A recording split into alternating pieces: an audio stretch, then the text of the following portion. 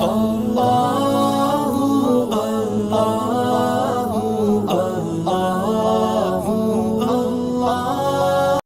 اللہ الرحمن الرحیم۔ میدان محشر میں حضرت نبی اکرم صلی اللہ علیہ وسلم کے مرتبہ عالیہ کا ظہور۔ ہمارے آقا حضرت نبی اکرم صلی اللہ علیہ وسلم کتنے بڑے نبی ہیں، کتنی بڑی ہستی ہے، جہاں آپ کے فضائل، آپ کے مناقب کتابوں میں لکھے گئے ہیں اور دنیا نے دیکھا ہے، اور آپ کو دیکھنے کے بعد ایک بڑی جماعت صحابیت کا شرف حاصل لے کر دنیا سے گئی ہے، اور انہوں نے آپ کے کمال کو، آپ کے جمال کو، آپ کی خوبیوں کو اپنی آنکھوں سے دیکھا ہے۔ وہیں کل قیامت کے دن بھی نبی اکرم صلی اللہ علیہ وسلم کی برتری اور آپ صلی اللہ علیہ وسلم کا الگ ہی مقام ساری دنیا دیکھے گی۔ اولین آخرین سب جمع ہوں گے، اور حضرت نبی اکرم صلی اللہ علیہ وسلم کو اللہ تعالی وہاں کس اعزاز سے نوازیں گے ساری دنیا دیکھے گی۔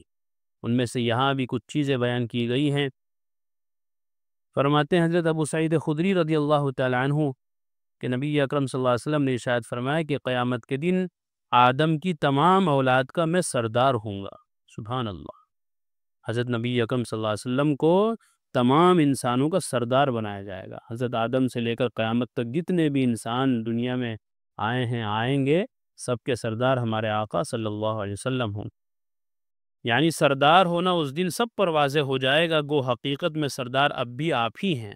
سردار انبیاء اور سید الاولین والآخرین تو اب بھی ہیں آپ، لیکن سب لوگوں کے سامنے، جو لوگ مر چکے ہیں، جو آئندہ آگے آئیں گے، ان سب کے سامنے قیامت کی دن آپ کی سرداری ظاہر کر دی جائے گی۔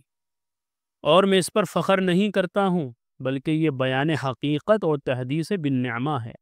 یعنی اللہ کے نبی دیکھو تواضع کتنی ہے، اتنے بڑے آدمی ہیں اور تواضع اتنی ہے، فرماتے ہیں کہ یہ کوئی فخر کی بات نہیں ہے کہ میں اپنی بڑائی جتا رہا ہوں، بلکہ یہ میں اس لیے بیان کر رہا ہوں کہ اللہ نے مجھے ایک نعمت دی ہے، وہ نعمت تمہارے سامنے رکھوں کہ اللہ نے مجھے اس نعمت سے نوازا ہے۔ یہ بہت اچھی صفت ہے تواضع، کہ آدمی کچھ بھی بن جائے، کتنا بھی بڑا بن جائے، لیکن اسے اپنے آپ کو ہمیشہ چھوٹا ہی سمجھنا چاہیے۔ لوگ اس کو بڑا سمجھتے رہیں، وہ خود نہ سمجھے۔ جس دن وہ خود بھی اپنے آپ کو بڑا سمجھنے لگ گیا تو اسی دن سے وہ چھوٹا ہونا شروع ہو جائے گا۔ یہ اللہ کا نظام ہے۔ اس لیے آدمی کو ہمیشہ اپنے آپ کو چھوٹا سمجھنا چاہیے، گناہ گار سمجھنا چاہیے۔ اسی میں اس کی عافیت ہے اور اسی سے اس کے درجات بلند ہوں گے۔ یہ دیکھیں نبی اکرم صلی اللہ علیہ وسلم کتنی پیاری بات فرما رہے ہیں کہ میں کل قیامت کے دن تمام انسانوں کا سردار ہوں گا، لیکن اس پر مجھے کوئی فخر نہیں ہے، گھمنڈ نہیں ہے۔ تو اللہ کی دین ہے، گھمنڈ کیا کرنا؟ کوئی اپنا کمال ہو تو آدمی اس پہ گھمنڈ بھی کرے، ہمارا تو کوئی کمال نہیں، اللہ نے کوئی چیز دی ہے، کوئی نعمت سے نوازا ہے۔ اور میرے ہاتھ میں حمد کا جھنڈا ہوگا، اور میں اس پر فخر نہیں کرتا۔ دیکھو ہر بات میں آپ فرما رہے کہ اس پر مجھے فخر نہیں۔ اور اس دن ہر بنی آدم یعنی انسان اور ان کے علاوہ سب انبیاء میرے جھنڈے کے نیچے ہوں گے، اور زمین سے سب سے اول میں ظاہر ہوں گا۔ تمام انبیاء، تمام انسان نبی اکرم صلی اللہ علیہ وسلم کے جھنڈے کے نیچے ہوں گے۔ آپ کو اتنا بڑا اعزاز دیا جائے گا کہ آپ ہی کے ہاتھ میں حمد کا جھنڈا ہوگا۔ حمد اللہ کی تعریف، اور تعریف بھی کیسی ہوگی؟ روایتوں میں آتا ہے کہ وہ مجھے بھی نہیں پتا ابھی کہ کیسی تعریف کروں گا میں اللہ کی۔ اللہ اسی وقت میرے دل و دماغ میں ڈالیں گے وہ کلمات، اور پھر میں اللہ کی تعریف کروں گا۔ اللہ ہی جانتے ہیں کتنی عجیب و غریب تعریف ہوگی اللہ کی۔ اور حضرت نے فرمایا کہ سب زمین میں سب سے پہلے میں ظاہر ہوں گا۔ یہ روایت پہلے بھی آ چکی ہے۔ حضرت صلی اللہ علیہ وسلم نے ارشاد فرمایا کہ جب قیامت قائم ہوگی تو سب سے پہلے میں اپنی قبر سے اٹھوں گا، پھر حضرت ابو بکر، پھر حضرت عمر، پھر جنت البقیع والے، پھر مکے کے قبرستان جنت المعلیٰ والے، پھر سب لوگ اکٹھے ہو کے میدان محشر میں جائیں گے۔ یہ روایت پہلے آ چکی ہے۔ مکہ کا قبرستان جنت المعلیٰ، مکے کے قبرستان کا نام ہے جنت المعلیٰ، اور مدینہ کے قبرستان کا نام ہے جنت البقیع۔ جنت البقیع۔ دوسری روایت میں ہے کہ حضرت صلی اللہ علیہ وسلم نے فرمایا کہ جب قیامت کا دن ہوگا تو میں نبیوں کے آگے آگے ہوں گا، اور ان کا خطیب اور صاحب شفاعت ہوں گا۔ یہ بغیر فخر کے بیان کر رہا ہوں۔ یہ دیکھیں ایک ایک لفظ سے تواضع ٹپک رہی ہے۔ فرما رہے ہیں کہ میں فخر کے طور پہ بیان نہیں کر رہا ہوں، بغیر کسی فخر کے۔ اللہ کی نعمت ہے، اللہ نے ایک دولت سے مجھے نوازا ہے تو اس دولت کا اظہار کر رہا ہوں، صرف فخر نہیں کر رہا ہوں۔ کتنے بڑے ہیں ہمارے نبی، کہ تمام نبیوں سے آگے آگے آپ چلیں گے اور تمام نبیوں کے متکلم آپ ہوں گے۔ اس طرح جماعت میں ایک متکلم ہوتا ہے نا، ایک رہبر، ایک متکلم، ایک امیر۔ متکلم بات کرنے والا، سب کی طرف سے اللہ کے نبی صلی اللہ علیہ وسلم بات کریں گے، اور صاحب شفاعت بھی آپ ہی ہوں گے۔ چنانچہ روایتوں میں پہلے بھی آیا ہے، آگے بھی آئے گا کہ ہر نبی اپنے بارے میں اللہ سے سوال کرے گا، یا ربی نفسی، یا ربی نفسی، اللہ مجھے بچا لے، مجھے اپنے عذاب سے بچا لیجئے، مجھے اپنی رحمت میں لے لیجئے۔ لیکن نبی اکرم صلی اللہ علیہ وسلم ہی وہ ہستی ہوں گے کہ جو اپنی نہیں بلکہ اپنی پوری امت کی فکر کر رہے ہوں گے، اور یا ربی امتی، یا ربی امتی فرما رہے ہیں۔ اس لیے فرمایا میں صاحب شفاعت ہوں گا۔ حضرت ابو ہریرہ رضی اللہ عنہ روایت فرماتے ہیں کہ ایک دعوت میں ہم رسول اللہ صلی اللہ علیہ وسلم کے ساتھ تھے، ایک دست بکری کا آپ کی خدمت میں پیش کیا گیا، آپ کو دست پسند تھا۔ دست ہاتھ کا گوشت جسے کہتے ہیں، بازو کا گوشت، بونگ کا گوشت، اس میں سے آپ نے دندان مبارک سے تھوڑا سا لیا، تھوڑا سا کاٹا، اور اس وقت ارشاد فرمایا کہ قیامت کے دن میں سب انسانوں کا سردار ہوں گا، تم کو معلوم ہے اس کے ظاہر ہونے کی کیا صورت ہوگی؟ پھر خود ہی جواب میں ارشاد فرمایا کہ ایک ہی میدان میں اللہ تعالیٰ تمام اولین اور آخرین کو جمع فرمائیں گے۔ حضرت آدم سے لے کر قیامت تک جتنے بھی انسان جنات دنیا میں آئے ہیں، کتنی بھیڑ ہوگی، ان کو کہتے ہیں اولین اور آخرین، سب کو اللہ تعالیٰ جمع فرمائیں گے ایک بڑے میدان میں۔ دیکھنے والا سب کو دیکھے گا، اور پکارنے والا سب کو سنائے گا، اور سورج ان سے قریب ہوگا، لہذا لوگوں کو ایسی گھٹن اور بے چینی ہوگی جو طاقت اور تحمل برداشت سے باہر ہوگی۔ یہ اللہ کا نظام ہوگا کہ اتنا بڑا میدان ہوگا کہ جس میں سارے انسان جنات جمع ہیں، لیکن کوئی کسی سے چھپ نہیں رہا ہوگا۔ اللہ کا نظام ہے۔ آج بھی دنیا میں اس کی مثالیں ملتی ہیں۔ اسٹیڈیم اس طرح بنتا ہے کہ ہر آدمی ایک دوسرے کو دیکھ سکتا ہے، پیچھے کون چھپا ہوا ہے دیکھنے کی ضرورت نہیں ہے، سب ایک دوسرے کو دیکھ رہے ہیں۔ تو اللہ تعالیٰ کے لیے کیا بعید ہے کہ اللہ تعالیٰ کیسا میدان قائم کریں اور کیسے لوگوں کے کھڑے ہونے کا انتظام کریں۔ روایت میں آتا ہے کہ کوئی کسی سے چھپا ہوا نہیں ہوگا، سب ایک دوسرے کو دیکھ رہے ہوں گے اتنی بھیڑ میں، اور جب کوئی پکارنے والا پکارے گا، کوئی بولنے والا بولے گا، تو سب کو برابر سنائی دے گی۔ ایسا لگے گا جیسے یہاں بھی مائک لگ رہا ہے ہمارے کان پہ، اس کے کان پہ بھی مائک لگ رہا ہے۔ ایسا نہیں کسی کو آواز تھوڑی آئی، کسی کو زیادہ، اور کسی کو آئی ہی نہیں، مائک خراب ہو گیا، ایسا نہیں ہوگا، بلکہ سب کو آواز برابر جائے گی جو اللہ تعالیٰ فرمائیں گے، یا اللہ تعالیٰ اپنے فرشتوں کے ذریعے سے اعلانات کرائیں گے۔ اور یہ روایت پہلے آ گئی ہے کہ سورج بہت زیادہ قریب ہوگا، اور اسی سورج کی تپش اور سختی کی وجہ سے حالات اور ماحول اتنا زیادہ گھٹن والا اور بے چینی والا ہوگا کہ نبی اکرم صلی اللہ علیہ وسلم ارشاد فرما رہے ہیں کہ جو طاقت اور برداشت سے باہر ہوگا، اللہ ہی اپنے فضل سے اس گھٹن و بے چینی سے بچائیں گے لوگوں کو۔ باقی لوگوں کی تو چیخیں نکل رہی ہوگی، لوگ تو پسینہ پسین ہو رہے ہوں گے، اور وہ ماحول اتنا زیادہ پریشان کرنے والا ہوگا کہ آدمی اس کو برداشت کی طاقت نہیں رکھے گا۔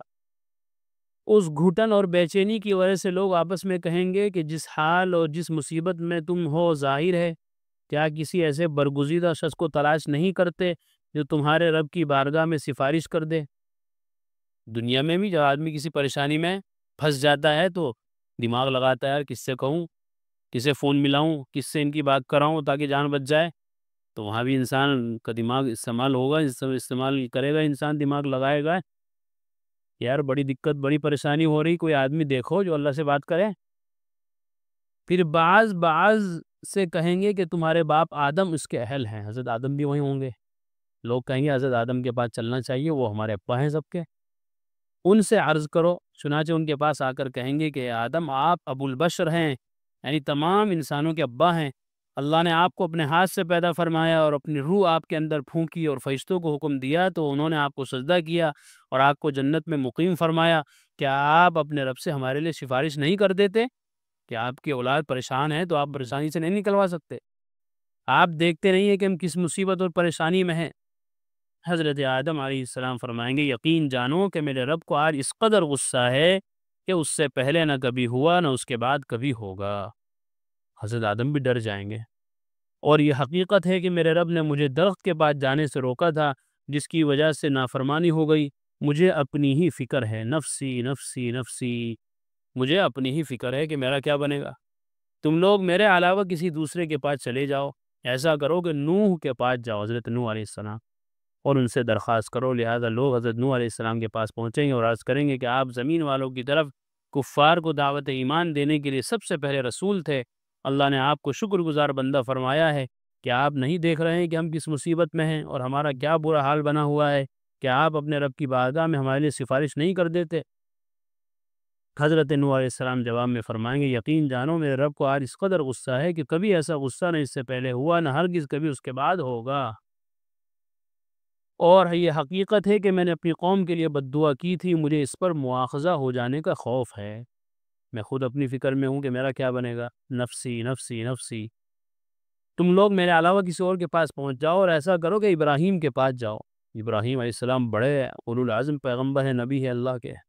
اس کے بعد لوگ حضرت ابراہیم علیہ السلام کے پاس آئیں گے، ان سے عرض کریں گے کہ آپ اللہ کے نبی اور زمین والوں میں سے منتخب شدہ، چنے ہوئے اللہ کے دوست ہیں، ہمارے لیے اپنے رب کی بارگاہ میں سفارش فرما دیجئے، آپ دیکھ ہی رہے ہیں کہ ہمارا کیا حال بنا ہوا ہے۔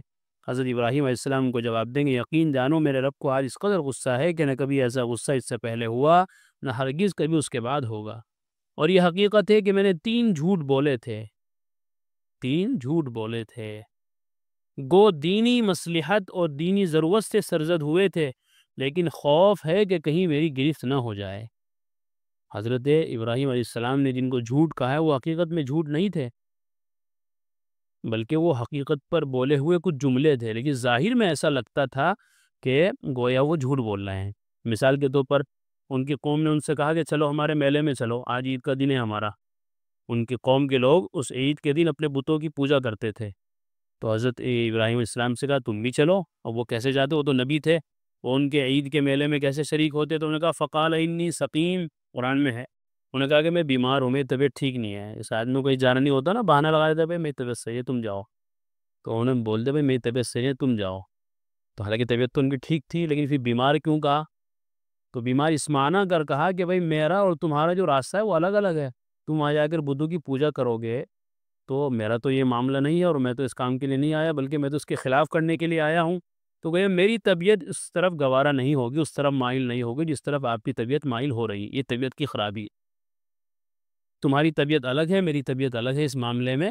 تو یہ جھوٹ تو نہیں تھا، لیکن ظاہر میں ایسا لگتا تھا کہ یہ جھوٹ ہے، تو حضرت ابراہیم علیہ السلام اللہ سے اس دن ڈریں گے کہ کہیں خود میں ہی پکڑنا ہو جائے، اور بھی روایتوں میں آئے ہیں وہ سب۔ یہ فرما کر ان 3 مواقع کا ذکر فرمایا جن میں ان سے جھوٹ سرزد ہوا تھا۔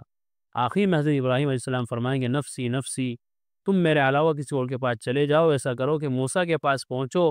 چنانچہ لوگ حضرت موسیٰ علیہ السلام کے پاس آئیں گے اور ان سے عرض کریں گے کہ موسیٰ آپ اللہ کے رسول ہیں، آپ کو اللہ نے اپنے پیغاموں کے ذریعے اور اپنے ساتھ ہم کلامی کے ذریعے لوگوں پر فضیلت دی، اللہ نے ان سے ڈائریکٹ بات کی حضرت موسیٰ کے ساتھ، اسی لیے ان کو کلیم اللہ کہا جاتا ہے۔ آپ اپنے رب کی بارگاہ میں ہماری سفارش کر دیجیے، آپ دیکھ رہے ہیں کہ ہمارا کیسا برا حال بنا ہوا ہے۔ حضرت موسیٰ علیہ السلام جواب دیں گے کہ یقین جانو میرے رب کو آج اس قدر غصہ ہے کہ ایسا غصہ اس سے قبل ہوا نہ بعد میں کبھی ہوگا، اور یہ حقیقت ہے کہ میں نے ایک شخص کو قتل کیا تھا جس کے قتل کرنے کا خدا کی طرف سے مجھے حکم نہیں تھا۔ وہ قرآن میں واقع آیا نا سورہ قصص کے اندر 20ویں پارے میں، کہ 2 لوگ آپس میں لڑ رہے تھے، ایک تو فرعون کی نسل سے تھا اور ایک حضرت موسیٰ علیہ السلام کے خاندان سے تھا، وہ کمزور تھا، تو کمزور پر وہ طاقتور ظلم کر رہا تھا، اس نے حضرت موسیٰ کو آواز دی کہ مجھے بچاؤ، تو حضرت موسیٰ علیہ السلام تھے ہی بڑے جلالی، وہ طاقتور بہت زیادہ تھے، ایک مکہ جو مارا وہ مر گیا، ایک مکے میں مر گیا۔ تو یہ فرما رہے کہ مجھے تو خود اپنی فکر ہے، اللہ نے پوچھ لیا آپ نے اس کو کیوں مارا تھا، کیا جواب دوں گا؟ نفسی نفسی، مجھے تو اپنی فکر ہے، تم لوگ میرے علاوہ کسی اور کے پاس جاؤ، ایسا کرو کہ عیسیٰ کے پاس پہنچو علیہ السلام۔ ایسے ہی یہ سلسلہ ہے، آگے لمبی روایت ہے، انشاءاللہ اس کا باقی حصہ کل پڑھیں گے۔ اللہ تعالیٰ قیامت کا دن ہم سب کے لیے خیر و عافیت کے ساتھ لائے، اور وہاں کی کامیابی سے اللہ سب کو ہمکنار فرمائے۔ وآخر دعوانا الحمدللہ۔ قرآن کریم میں اللہ تعالیٰ فرماتے ہیں الا بذکر اللہ تطمئن القلوب، کہ سن لو، اچھے سے سمجھ لو، اللہ تعالیٰ کے ذکر ہی سے دلوں کو اطمینان نصیب ہوتا ہے، یعنی اللہ تعالیٰ کے جو انعامات و احسانات اور اس کی نوازشیں ہم پر ہیں، اگر ہم ان کو یاد کریں گے تو ہمارے بے قرار دل کو قرار آ جائے گا، سکون مل جائے گا۔ اگر ہم چاہتے ہیں کہ ہمارے دلوں میں سکون آئے، اطمینان نصیب ہو، تو اس کا ایک واحد علاج اور ایک بہترین دوا یہ ہے کہ ہم فوراً اللہ کے ذکر میں مشغول ہو جائیں۔